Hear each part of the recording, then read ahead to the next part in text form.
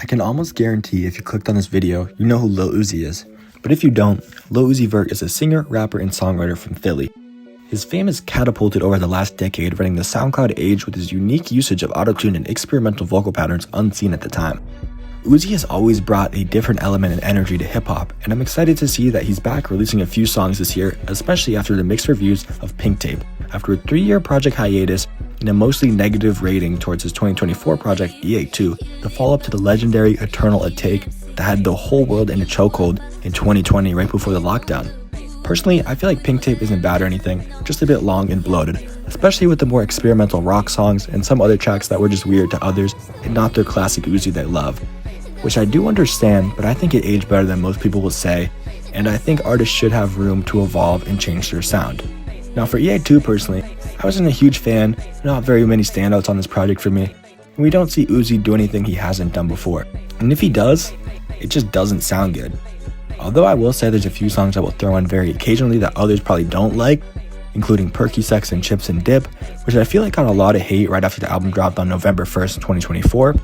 But anyway, with 2 projects not all fans deemed as their cup of tea, Uzi knew he had to reinvent himself or stay relevant somehow and on top of the scene. So he announced a new label he was starting up called Core, leaving the label that had him in a chokehold, which is also rumored to be the reason he dropped E82, pulling a quote-unquote Frank Ocean to get out of his label deal. We saw 2 Uzi songs drop on the same day, November 24th, 2025. Starting this day strong with the upbeat, bouncy, bass-heavy song titled Chanel Boy.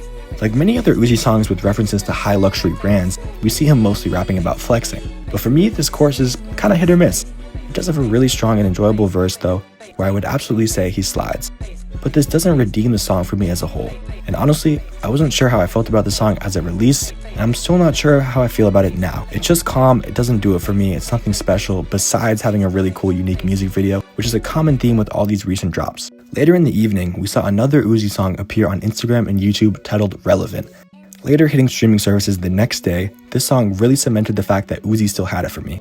Not only was his 2 Uzi songs in one day having fans reminisce on Prime Uzi who dropped both That's a Rack and Sanguine Paradise in the same day in 2019, this song features a really hard underground style beat with the real Lil Uzi charisma, but mainly the flow and the concept of the song is what did it for me. Explaining how after all these years and these so-called flops that he's had, he is still the same Uzi and he's still relevant while also being the reason and influence for all these other current rappers being relevant. This song hits really hard for me, and again, it came with an absolutely stellar video. I don't know who cooked this one up, but they went crazy. Just over a week later, on December 2nd, another Uzi track stumbled its way onto our timeline titled Regular. This track